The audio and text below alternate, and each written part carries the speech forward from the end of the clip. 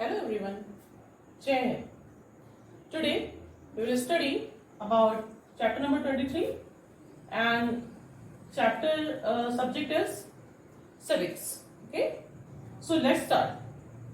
First of all, the chapter name is Why Democracy, Historical Development and Key Features. Now, first of all we will see what is democracy. Democracy लोग कहते हैं कि democracy. So what is democracy? And ये कहाँ से आई, ठीक है? तो देखते हैं, the word democracy comes from two Greek words which together mean people's rule, ठीक है? The word democracy comes from two Greek words which together mean people's rule. Is that clear everyone? Now, अब हम सवाल ये उठता है कि what is democracy, ठीक है? अगर आपसे कोई पूछे कि what is democracy तो आप क्या कहिए? आप बताइए कि हाँ डेमोक्रेसी होती क्या है? तो democracy is the government of the people, by the people and for the people. ठीक है, ये डेफिनेशन किसके द्वारा दी गई है? ये अब्राहम लिंकन के द्वारा ये डेफिनेशन दी गई है. Is that clear everyone? Now we will talk about key features of democracy. Key features of democracy अगर हम देखें तो हमारा पहला टॉपिक है फ्री एंड फेयर इलेक्शन.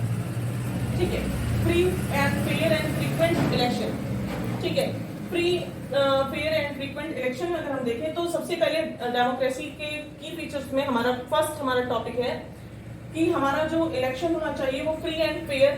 ठीक है, फ्री एंड फेयर होता है, ये इसके की फीचर्स हैं. एंड फ्रीक्वेंट इलेक्शन होता है. सेकेंड, राइट टू एजुकेशन, हमारे पास पढ़ने लिखने का अधिकार है. ठीक है, ये हमारे डेमोक्रेसी के की फीचर्स हैं. Freedom of speech, expression and choice, हम अपने अनुसार अपने अकॉर्डिंग कुछ भी चूज कर सकते हैं. ठीक है, फॉर एग्जाम्पल जैसे फ्रीडम ऑफ स्पीच, हम कुछ भी जैसे according to rule of law हम बोल सकते हैं, अपनी आइडियाज को एक्सप्रेस कर सकते हैं एंड चूज कर सकते हैं. Now a democratic voting system. Democratic voting system क्या है? हम हमारी जनता सुनती है, यानी हम जनता की, हमारी जो गवर्नमेंट है वो सुनती है. हम जनता के अकॉर्डिंग जो भी डिसीजन होता है वो होता है. ठीक है, and a democratic voting system, ये क्या है? ये क्लियर हो गया. डेमोक्रेटिक गवर्नमेंट, जनता द्वारा हमारी गवर्नमेंट चुनी जाती है, उसी को हम डेमोक्रेटिक गवर्नमेंट के नाम से जानते हैं. Now respect for the rule of law. Respect for the rule of law की बात करें तो कानून की नजर में हर कोई बराबर है और हमें जो भी हमारा संविधान है, जो भी हमारा कानून कहता है, हमको उसके अकॉर्डिंग चलना चाहिए एंड उसकी रिस्पेक्ट करनी चाहिए. ठीक है, नेक्स्ट हमारा है multi party and political system. Multi party and political system क्या है? ये वो सिस्टम है, मल्टी पार्टी सिस्टम वो सिस्टम होता है जिसमें एक से ज्यादा, दो से ज्यादा पार्टीज होती हैं, उसी को हम मल्टी पार्टी सिस्टम कहते हैं. जैसे सपोज अगर एक पार्टी सही नहीं है तो मैं दूसरी चूज कर सकती हूँ. ठीक है, हम जनता क्या कर सकते हैं? दूसरी पार्टी चूज कर सकते हैं. दूसरी नहीं सही तो हम तीसरी चूज कर सकते हैं.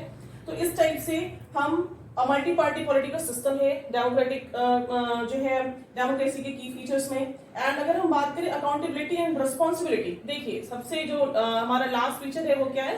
अकाउंटेबिलिटी, यानी गवर्नमेंट कुछ भी करती है उसको क्या करना होता है? उसको आंसर करना होता है. ओके, उसको आंसर करना होता है, उसकी जवाबदेही बनती है. ठीक है, उसकी वो पूरी तरीके से वो रिस्पॉन्सिबल होती है. नाउ एक टॉपिक और आता है हमारा यूनिवर्सल अडल्ट फ्रेंचाइजी. ये यूनिवर्सल अडल्ट फ्रेंचाइजी क्या होता है? हर वो बंदा, ठीक है, हर वो बंदा जो भारत में 18 साल का है वो उसके पास वोट देने का अधिकार है. ठीक है, चाहे वो अमीर हो, गरीब हो, चाहे भी जैसा हो, चाहे वो फिजिकली जो है मींस हैंडीकैप हो, कुछ भी हो, हर वो बंदा जो 18 साल का है, ठीक है, उसको वोटिंग राइट्स है, वो उसको वोट देने का अधिकार, उसी को हम यूनिवर्सल अडल्ट फ्रेंचाइजी के नाम से जानते हैं. I hope this topic is clear. Thank you, have a nice day.